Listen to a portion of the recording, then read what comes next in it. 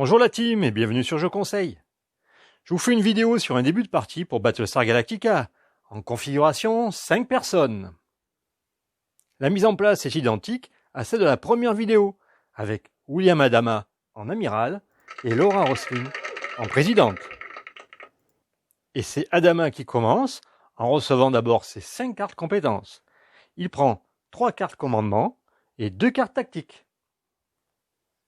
Il ne se déplace pas pendant la phase de mouvement, et compte tenu des vaisseaux Cylons présents à l'avant du Galactica, il décide de jouer la carte « Donner un ordre d'exécution ». Cet ordre sera donné pour Starbuck. Elle décide de ne pas se déplacer pour faire 2 actions grâce à l'ordre d'exécution. Elle utilise l'action du pont qui lui permet de se lancer dans un Viper et de faire une autre action. Et avec son autre action, elle se déplace sur la flotte Cylon.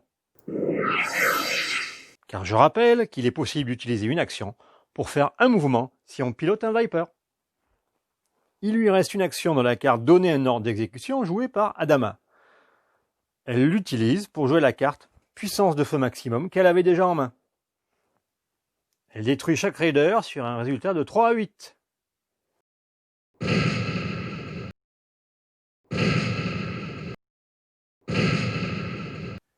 Ça, c'est du pilote. Sa carte puissance de feu maximum lui permettait d'attaquer jusqu'à 4 fois. Sa 4e attaque sera donc sur la base Star. Avec un Viper, il faut faire un 8 pour l'endommager.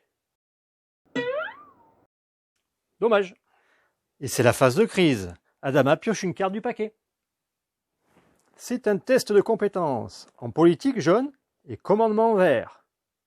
2 cartes du paquet dessiné sont placées face cachée. Et chaque personnage, en commençant par celui après le personnage actif, c'est-à-dire Gaius, peut poser autant de cartes compétences qu'il le souhaite. Gaius met une carte, en précisant « petite valeur ». Le chef met également une carte, également de petite valeur. Starbuck ne met pas de carte, car elle indique qu'elle n'a pas la bonne couleur en main. Laura Roslin met une carte de valeur moyenne, tout comme Adama qui fait de même.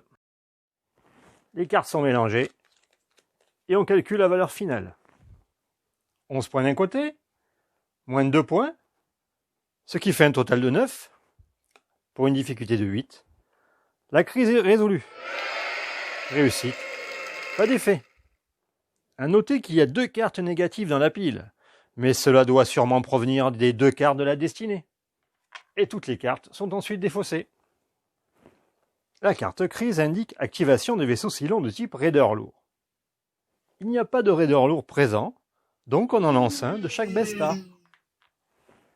La carte crise indique également un symbole préparation au saut. Le pion flotte est alors déplacé d'une case sur la piste de préparation au saut. A noter que s'il était déjà sur la dernière case, il serait sorti de la piste et donc la flotte aurait sauté vers une nouvelle destination. C'est la fin du tour d'Adama et le pion personnage actif est donné en sens horaire. Ce sera pour Gaius Baltar. Gaius commence donc son tour en recevant 4 cartes compétences comme indiqué sur sa fiche de personnage. Ce sera donc 2 cartes politiques, une carte commandement et une carte ingénierie comme indiqué ici.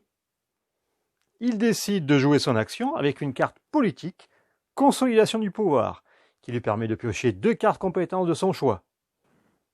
Ce sera une carte pilotage et une carte tactique, pour aider Starbuck plus tard, bien sûr. Il pioche une carte crise. Ce sera une émeute de type événement. Il utilise de suite sa capacité imagination fertile qui lui permet de prendre une carte compétence de son choix, après avoir pioché la carte crise. Ce sera une carte commandement. Il donne la carte crise à l'amiral, comme indiqué ici. Adama prend le premier choix, qui est de perdre une ration à un moral, car il n'est pas question de toucher au carburant du Galactica. Les 2 cadrans correspondants sont donc diminués de 1. La carte crise indique également activation des bases Star. Le Galactica est donc attaqué avec un base Star. De 4 à 8, il est endommagé. C'est le joueur actif, donc Gaius, qui lance le dé. Et avec un 7, le Galactica est touché. Un pion dégâts est pioché au hasard. Il s'agit du pont. qui est placé donc ici. Le chef y est présent. Il est directement envoyé à l'infirmerie. La carte crise indique également un symbole préparation au saut. Le pion flotte est à nouveau déplacé d'une case. Fin du tour et le pion personnage est donné au personnage suivant, dans l'ordre bien sûr, horaire. Et c'est au tour du chef.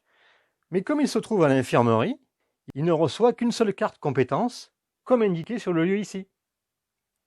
Il prend une carte ingénierie, puis décide de se déplacer sur le pont, et il joue son action avec une carte ingénierie réparée, qui permet d'enlever le jeton de dégâts.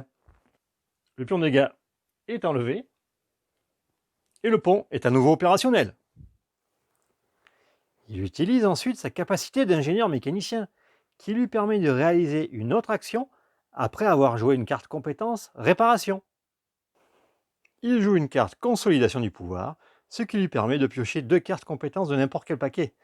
Ça tombe bien parce qu'il est un peu juste au niveau carte. Il décide de prendre une carte tactique et une carte commandement. Il pioche une carte crise. Et c'est une attaque de Cylon, de type frappe tactique. Elle indique activer d'abord les raiders présents. Comme il n'y en a plus grâce à l'action de Starbuck, à la place, 2 raiders sont lancés de la base Star. Ensuite, on place les vaisseaux comme indiqué. Une base Star et 5 raiders, un raider lourd, 2 Vipers et 3 vaisseaux civils. Enfin, il y a une règle spéciale, avarie sur le pont. 2 Vipers dans la réserve sont endommagés. Et c'est la fin du tour avec le pion personnage actif qui passe à Starbuck. Et voilà, ce sera tout pour ce début de partie. Starbuck arrivera-t-elle à faire face à ses nouveaux ennemis? La flotte humaine arrivera-t-elle à faire le bond rapidement pour échapper au vaisseau Cylon? Y a-t-il déjà un Cylon caché parmi les personnages? Allez, merci d'avoir suivi cette vidéo et à très bientôt sur Je Conseille.